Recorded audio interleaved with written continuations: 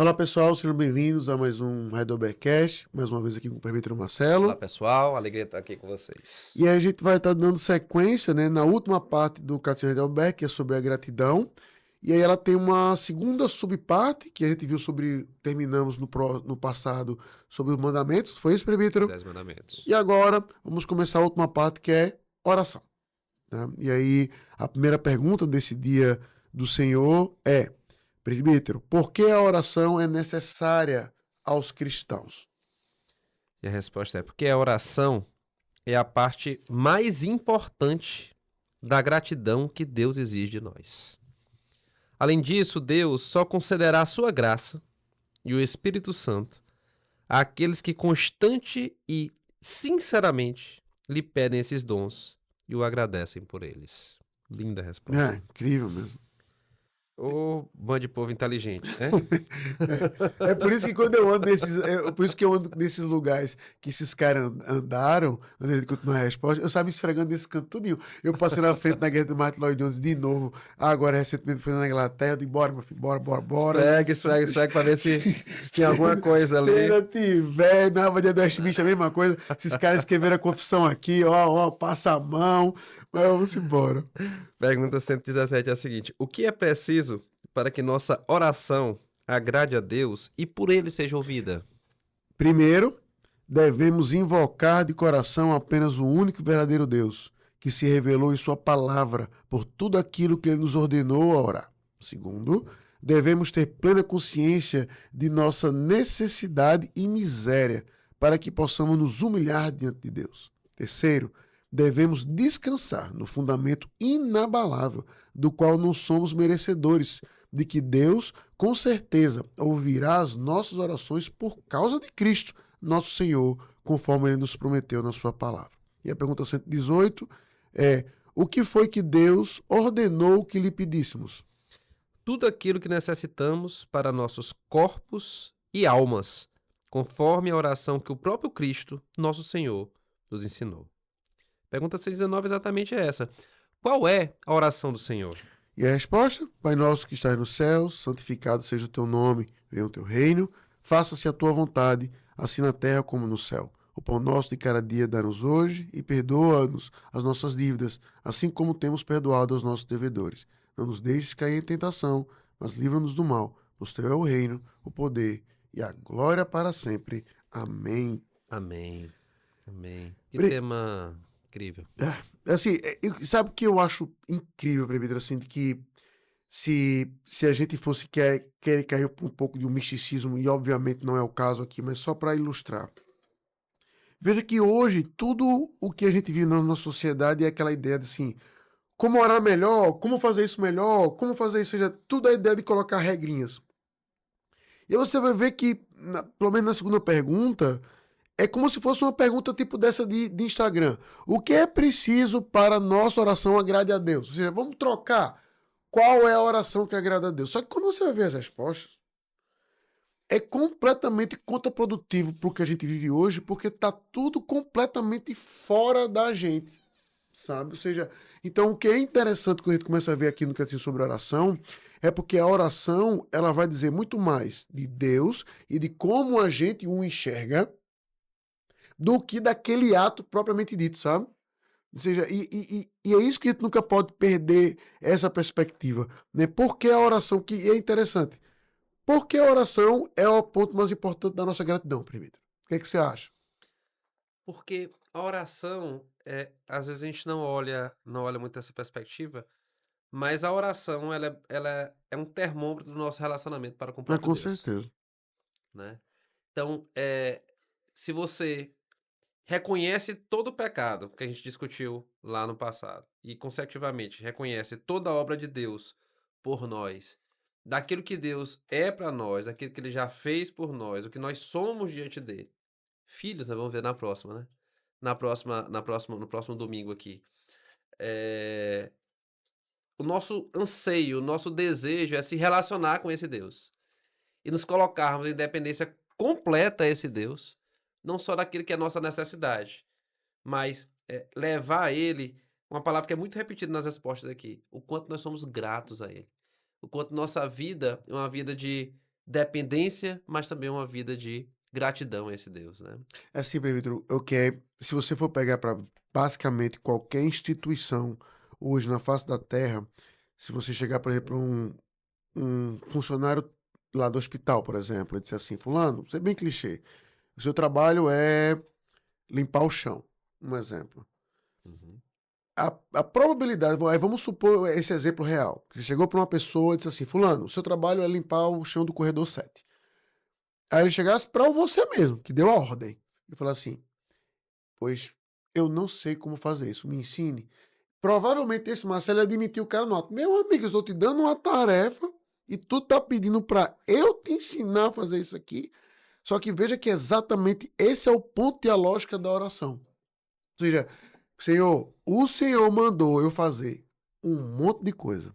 Sem ti, Eu não nada tem posso como. fazer. Não É tem impossível. como. Sabe, então veja, Marcelo, como a oração é exatamente o grande instrumento para a nossa sociedade hoje, para a nossa vida hoje, de a gente lidar com o nosso ego inflamado por muitas vezes. Eu posso fazer isso, eu posso fazer isso. Quando a gente ora, a gente diz assim, Senhor, se o Senhor não me der a graça, se o Senhor não me der o teu espírito, se o Senhor não me mostrar como, na tua palavra, eu não venho como agradar o Senhor do jeito que o Senhor está pedindo. Não tem como, sabe? Então, ou seja, é um grande ego check, ou seja, como é que eu me ando. E é por isso que pode perceber, a primeira, tradicionalmente, né? A primeira coisa que é afetada na nossa vida devocional não é a leitura bíblica. É a oração. Pode perceber. É a primeira coisa que é afetada. A gente ora menos, as nossas orações são repetitivas, a gente acha que é perda de tempo. Sabe? Porque a gente perde esse foco de que a oração a gente vê nas nossas orações hoje, a gente vai chegar nesse mérito melhor já já, como se pedir apenas para aquilo que o nosso coração deseja. Pedir por um marido, pedir por um esposo, pedir por um filho, pedir por um trabalho, pedir não sei o quê, que a gente já adianta que não tem nenhum problema nisso, mas a gente só pensa nessas coisas. Agora imagina. Léo, mas sabe o que que é? Assim, a nossa vida, nos tempos modernos, vamos colocar assim, eh, ela parece estar cada vez mais dissociada mesmo da ideia de Deus andando constante, Ah, nós andamos constante com Deus o tempo não inteiro. tenha dúvida. Veja que coisa interessante. Dentro do que você está falando, que eu tô trazendo aqui. Porque é um mandamento, né? Orai sem cessar. Sim, é É, uma ordem. tá lá uma ordem. É uma ordem, orai sem cessar. Tá lá em 1 Tessalonicenses capítulo 5. Mas quando você pega eh, personagens bíblicos, começando pelo próprio Cristo, Sim, você vê que isso era algo habitual, natural, o tempo todo. Esse orar sem sim, cessar é tipificado, mostrado da maneira mais profunda possível em Cristo, mas também grandes homens de Deus. Daniel, por exemplo, é um sim. exemplo do Antigo Testamento, né? Eram homens, diz lá que ele orava 3 vezes por O dia, por dia, exemplo, né? Então, assim, é exemplo de que é a prática natural de quem está em relacionamento profundo com com Deus. Deus. Em Né? dependência com Deus. Tiago era conhecido por ter joelhos como de camelo, né? E a Exato. Coan desse exemplo na história. Quando você vai olhar a história dos puritanos, por Exato. exemplo, é constrangedor você ler a história, por exemplo, de David Brainerd, né? Que foi escrita por Jonathan Edwards. Você diz, não é possível que esse homem Não. passava o tempo todo em atitude devocional, E praticamente, para né? nós presbiterianos que somos conhecidos por sermos frios, é só você ver a história do fundador, John Knox, entendeu? Alega-se que antes de ser enterrado já estava só o esqueleto, diz que os seus ossos do seu joelho eram mais duros do que o normal, sabe? Por viver de joelho diante de Deus. Então, uma vida de oração, nada tem a ver, é algo que a gente perdeu. E assim, se eu fosse, não é muito o tema aqui da conversa, sabe, Marcelo, mas se eu fosse fazer uma autocrítica de algo que eu tenho lidado muito até em gabinetes e por aí vai, é de que no nosso mundo hoje, que a gente só quer saber de conhecimento e tudo e tal, e vai, a gente deixou de valorizar a oração como um meio de graça, sabe? Ou seja, como uma forma de também que Deus fala conosco, não através de uma revelação, não através de uma resposta específica, mas porque quando a gente ora o que nós devemos orar, nós estamos sendo lembrados exatamente daquilo que Deus demanda de nós, de quem Ele é, de que Ele é o Deus que nos escuta, de que Ele é o Emmanuel, que Ele é o Deus conosco, sabe? Então não há maneira mais grata de que um crente pode demonstrar, desculpa, não há melhor maneira de demonstrar gratidão para com esse Deus do que dizer assim, Senhor, eu preciso de Ti para andar, caminhar, pensar. Uma coisa que é bem interessante, você tá falando isso da maneira muito, muito interessante, e eu tô pensando assim, né? Como que enxergar a nossa caminhada com Deus depende da nossa visão de oração. Veja só, é, se você perguntar para a maioria das pessoas, talvez elas não tenham em profundidade, ou não reflitam muito sobre a jornada espiritual e seus perigos, por exemplo, na luta que nós temos contra o pecado, o Certo. diabo, a carne, né? Mas vê o que o autor de Efésios, né, que é Paulo, ele vai trazer exatamente isso lá na parte que fala sobre a armadura de Deus. Ele Sim, vai dizer assim: Efésios 6. tomai também o capacete da salvação e a espada do Espírito, que é a palavra de Deus, com toda oração e súplica, orando em todo o tempo no Espírito, e para isto vigiando com toda perseverança e súplica por todos os santos. Ou seja, a luta contra o pecado, contra o diabo, contra as potestades, que tenazmente nos assediam, né, Sim. além do pecado, deve ser lutada como? Com oração. Não só por nós, mas por todos os santos. Você vê que Paulo, no início das suas palavras, vai dizer: olha, eu não cesso de orar por vós. Vocês. Vocês estão sempre nas minhas orações. Ou seja, Paulo enxergava, Em Efésios, inclusive, você vai ver, olha só, e é por isso que eu oro. Ele cita a própria oração. cita a própria oração, ou seja, ele vê não só como algo pessoal, mas como nessa caminhada da igreja, dos irmãos, daqueles que são suporte para eles, daqueles que têm que ser suporte, isso é manifestado principalmente em quê? Em oração. E pegando essa deixa que você falou, pegando o mesmo texto, veja que a oração não é um dos componentes da armadura, porque é um estilo de vida com ou sem. Exato. Entendeu? Ou seja, ele vai colocar os componentes da armadura de cima a baixo e você Exato. vai ver que a oração não faz parte de Não nenhuma. faz.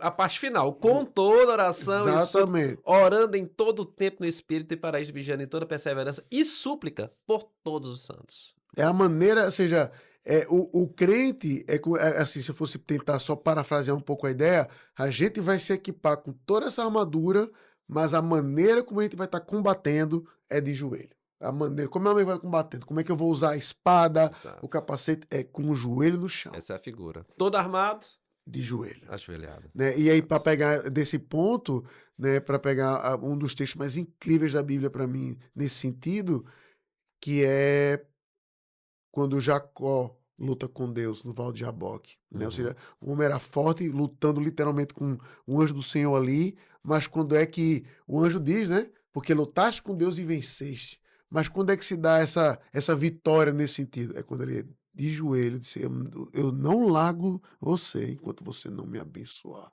seja, a vitória dele se dá não é com a força dele de pé, é com a força do seu joelho no chão.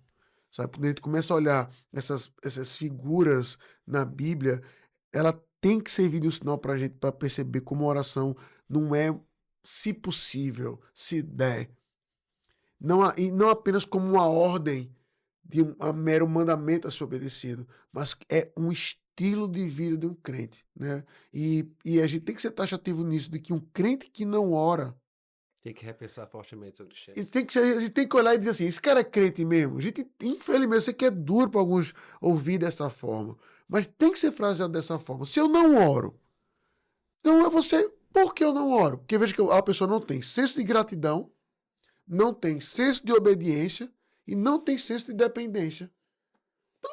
E nem da luta que ela está envolvida. Exatamente. Ou seja, então como é que eu posso dizer que esse cara é um irmão meu? Então entenda que eu posso estar sendo um pouco muito direto. É lógico que uma pessoa pode precisar de ajuda e é o nosso papel ajudá-lo. Mas eu só quero mostrar de que não é um estilo de vida para dizer assim, de alguns crentes. O prefeito Marcelo não ora tanto, mas a Bruna, a esposa dele, ora. Não, não. Tem que ser a Bruna, tem que ser o Marcelo, tem que ser o Leonardo, tem que ser a Rosiane. Ou seja, todo crente tem que orar. Não é opcional. Com certeza. E você vê como é isso de que o entendimento da profundidade disso tem impacto para a gente, pelo que a gente acredita da obra de Deus em nós mesmos e na obra de Deus para o outro, né? Sim, Para o outro. A oração dos santos, de Paulo, demais apóstolos que são relatados aqui no Novo Testamento, né? Tá sempre preocupado com o outro. Ou seja, Senhor, nós colocamos diante de ti o teu povo, a tua igreja, né? Isso é incrível. E a pergunta 117, ela vai dizer assim: bom, mas não é qualquer oração, né? sim. que vai agradar a Deus. Algumas delas nem chegarão até ele, né? Porque assim, às vezes a oração é muito visto como algo místico, né? Então, tanto que é extremamente comum em todas as Deixa eu só religiões. lhe interromper aqui. Antes fosse apenas místico. Infelizmente, oração é visto como místico e algo extremamente pessoal. Ou seja, eu me entendo com Deus, eu faço do Uhum. meu jeito, é uma conversa, sabe? Ou seja, então, infelizmente, hoje na nossa dimensão, ganhou essa esfera de que a oração é aquela coisa assim que eu me entendo, faço do meu jeito, e você vai ver exatamente como a pergunta 117 vai dizer, como é a oração que agrada a Deus, então existe um padrão, existe então para as orações, existe um padrão fixo de como deve ser. Independente se você vai fazer de olho aberto, de olho fechado, na sua cama, no seu quarto, mas existe um padrão. E quais são as três características desse padrão, de acordo com a pergunta 117? Primeiro, ela tem que ser voltada ao único e verdadeiro Deus, Isso. né? Segundo, uma atitude correta em relação àquilo que a gente é diante desse Se Deus. humilhar diante desse Deus. Exato. E terceiro, com o reconhecimento, né, de quem Deus é, a gente poder descansar nisso. E saber que ele nos escuta. Exato.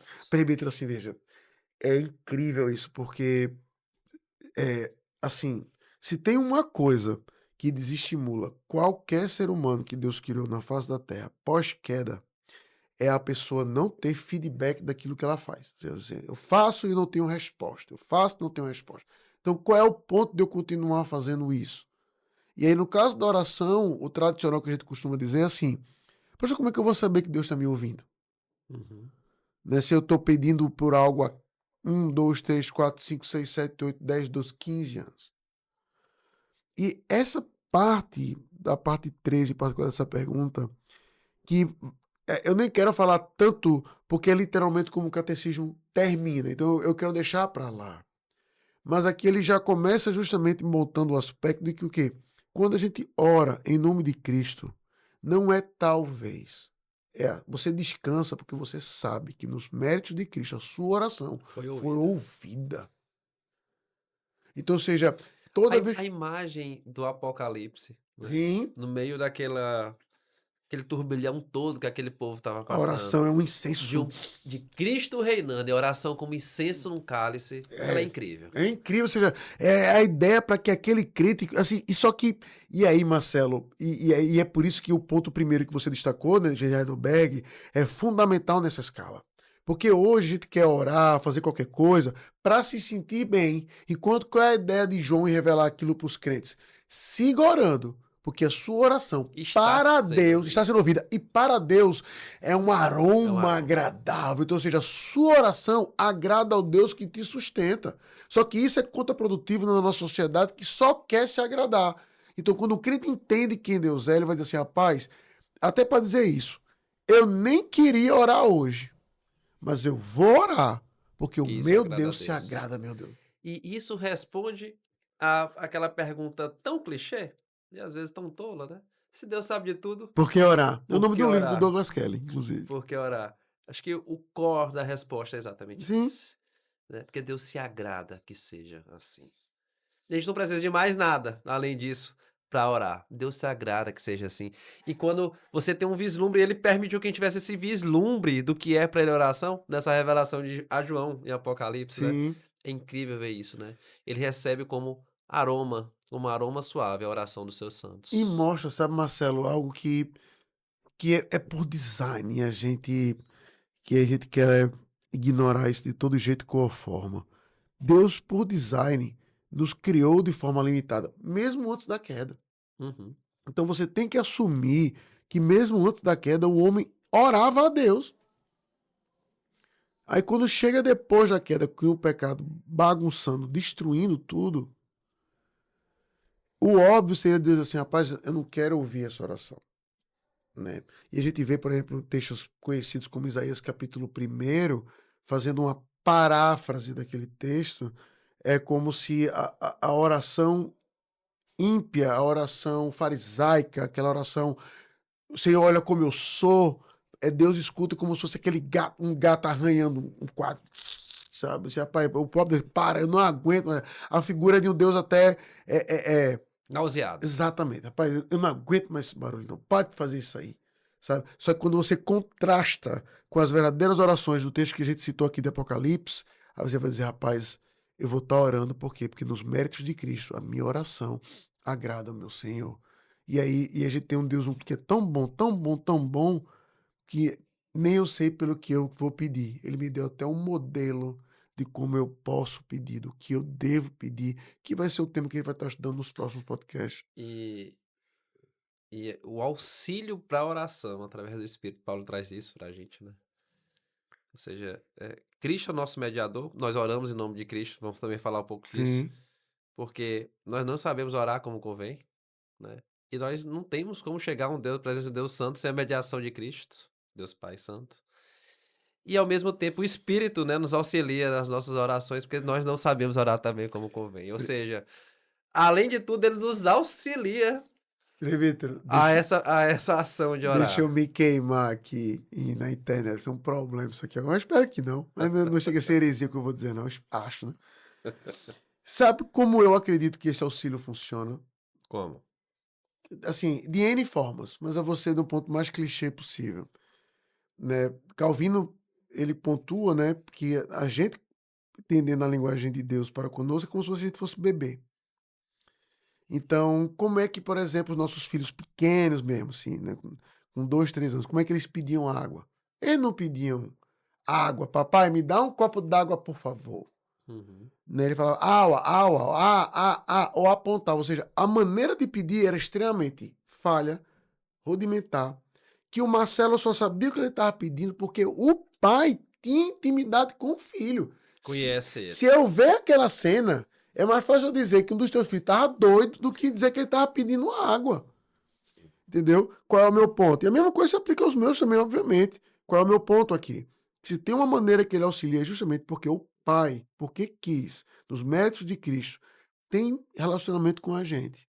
Mesmo quando a gente pede mal. Como uma criança pedindo água. Ele entende, ou seja, Cristo corrige. E quando eu digo assim, aua, essa oração chega nos ouvidos do Pai por causa de Cristo, assim, Pai, ele está pedindo um copo d'água, por favor. Sabe? Ou seja, essa maneira direta de ajudar, que eu não sei me expressar como convém, mas eu sei que o meu Salvador sabe o que eu preciso, sabe? Então, só que aí, e esse é o equilíbrio, não é o equilíbrio, mas é o ponto principal da vida da oração. Que se os meus olhos, o meu coração está no Senhor, eu vou pedir por aquilo que agrada primeiramente a Ele, não a mim. O que João diz, né? É a confiança que nós temos nele. Se nós pedirmos alguma coisa segundo a sua vontade, Ele nos dá. ele nos ouve. Exato. É, e isso é incrível também, porque, veja, quanto mais vida de oração, quanto mais essa intimidade mesmo, né, com Deus, quanto mais presente nós estamos na, junto a Ele, no dia a dia, em cada passo, mais a nossa vontade também vai se conformando à vontade dele. Sim, Então, mais as coisas se encontram. Mais as coisas se encontram.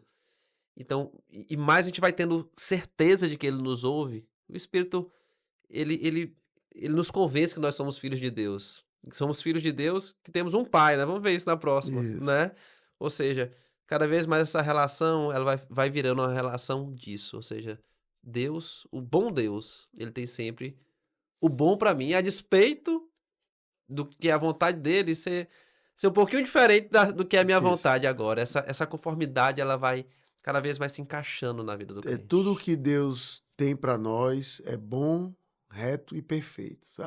Como vai dizer o apóstolo Paulo em Romanos 12? Para que você saiba qual é a boa, perfeita Perfeita e e agradável agradável vontade de vontade de Deus. Então, Deus. tudo que Deus tem para nós é isso.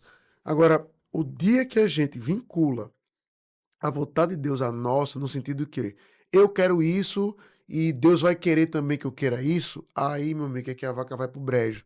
E é por isso que a gente tem que aprender, inclusive, a pedir, sabe? Aqui o que eu queria só pontuar, já caminhando para o final, presbítero, é assim, eu costumo pontuar a oração, muitas vezes assim, em alguns gabinetes, quando eu converso com outras ovelhas, como um instrumento contra a ansiedade de uma maneira muito interessante, como você citou no texto de Efésios, que é o quê? Como são suas orações? Aí se você observar para pessoas, generalizando aqui, de pessoas que costumam lutar contra o pecado da ansiedade com frequência, você vai observar que quase 100% das orações deles são autocentradas. Ele ora por ele, pelos medos dele, pelas angústias dele, pela necessidade dele e por aí vai. E Uhum. quando a gente vai olhar para a Bíblia, você não vê Paulo basicamente orando por ele, por exemplo. Você não vai ver Pedro orando pelo próximo. Olhe para frente. Então disse, você quer lutar contra a sua ansiedade? O Quero. Pai nosso, Exato. né? Ore, Nosso. ore pelos outros. Então, ou seja, é até uma maneira fácil de você ver isso. Hum. Ore pelos outros. Não ore apenas por você, que é uma maneira simples de você demonstrar até amor para com Deus, amando o próximo. Léo, Deus é tão maravilhoso, tão, tão maravilhoso, que a gente falou que Ele nos escuta, escuta a oração dos seus Sim, santos, que Ele intercede por nós, né? Diz Paulo com gemidos inexprimíveis. isso. E o Espírito, ele ora, né? Ali ele está auxiliando a nossa oração, porque nós não sabemos orar como convém. E ele nos ensina em estrutura como orar. Que é o que nós vamos ver Isso. nos É próximos domingos incrível aqui, isso. né? Ou seja, ele te dá um modelo. E veja que a estrutura já vai bem de encontro disso que você está dizendo. Ela começa com o Ele. reconhecimento, Isso. com ele, com a visão dele, com a adoração, reconhecimento de onde ele está, reconhecimento da nossa dependência. De que sim, nós podemos colocar as nossas causas pessoais diante dele. Devemos até. Devemos, né? E essa visão do coletivo, né? Pai nosso, né? Ou seja, de que não é só pai meu, ele é um pai meu, mas ele é um pai nosso, né? De onde ele está. Então, até a nível de estrutura, né? É incrível como ele nos ensina, ponto a ponto, de como nós devemos nos relacionar com ele. Então, assim, a gente precisa, sabe, presbítero, resgatar essa tradição nas nossas igrejas. Se você for olhar para muitas igrejas presbiterianas e por aí vai, e quem está ouvindo isso sabe que a gente não está inventando nada, nossas reuniões de orações costumam ser esvaziadas. Ou seja, aqui eu sei que eu estou fazendo uma crítica fria, eu vou concordar que às vezes até a própria forma como algumas reuniões de oração acontecem não são muito boas. Concordo, mas só para fazer a crítica um pouco no vácuo mesmo. Nossas reuniões de orações são esvaziadas, sabe? A gente só vê a necessidade de oração por muitas vezes em quando tem uma causa muito impossível, uma pessoa com câncer, uma doença grave. E, cara, tem uma coisa, sabe, presbítero, que de um tempo para cá me passou a incomodar. Não sei se é bobagem minha, vou botar uma culpa em mim. Porque eu entendo o que a pessoa quer dizer, que é assim. E você já viu essa cena várias vezes. Ei, presbítero, algum motivo de oração? Aí ele pega e diz assim: não, só agradecer mesmo. Uhum, Aí veja, por muitas vezes a pessoa está fazendo um contraste de petição e agradecimento como sendo coisas distintas e Heidelberg coloca no mesmo patamar, exato. né? Mas o meu ponto é até um pouco mais sutil. Eu nunca vi alguém dizer assim, pastor, o que é que você quer pedir? Não, pastor, eu quero só agradecer. Pelo quê? Aí a pessoa vai dizer, não, porque tá tudo bem. Mas eu nunca vi a pessoa dizer, rapaz, eu quero agradecer pela minha salvação em Cristo. Eu quero agradecer porque eu tenho um Deus que me escuta. Eu quero agradecer porque eu tenho um Deus que me humilha, mas ainda assim é o meu Deus. Nunca ouvi. Em 20 anos de ministério, espero que escutar agora, depois você está ouvindo a própria dica. Mas é impressionante como a gente não agradece isso, como a gente não vê isso como sendo uma parte integrante que a gente tem que estar, até uma maneira de a gente se lembrar que a gente é salvo, é Senhor, obrigado. Por quê? Porque eu posso chamar o Senhor de Pai. Porque Cristo deu a vida por mim, sendo eu ainda pecador. Esse é o motivo da minha gratidão. Por quê? Porque eu posso orar. Em nome de Jesus, amém. Veja. Sabe? Então é E a gente incrível. também se esquece, Léo, de que oração é um dever, Deus se agrada com Sim, isso, mas é um grande lege. privilégio, que é o que a gente está trazendo aqui. Veja, ora, se o significado do pecado foi o distanciamento do homem para com Deus, no Éden, né? Isso Sim. se mostrou da maneira tão clara. A oração é exatamente o oposto, né? Ou É. seja, é o povo de Deus podendo se achegar de volta a Ele, estar diante do trono dele pelos méritos de Cristo. Amém. Incrível isso. É, amém. E talvez a maneira como a gente lida com esse tema mostra o quão superficial nós somos, né? E analisar todas essas verdades da nossa própria salvação, da obra de Cristo, enfim, e tudo que a gente já discutiu em relação a pecado, o que a gente precisa para sustento, o que é a nossa soberba, o nosso orgulho de achar que podemos chegar em qualquer lugar por nós mesmos, conseguir o que conseguimos por nós mesmos, né, e não através da dependência do nosso Senhor e do nosso Salvador. Amém. Então, irmãos, é isso, tá? Chegamos aí ao final desse episódio, né? E semana que vem a gente se vê, se Deus nos permitir. Até mais. Até lá, pessoal.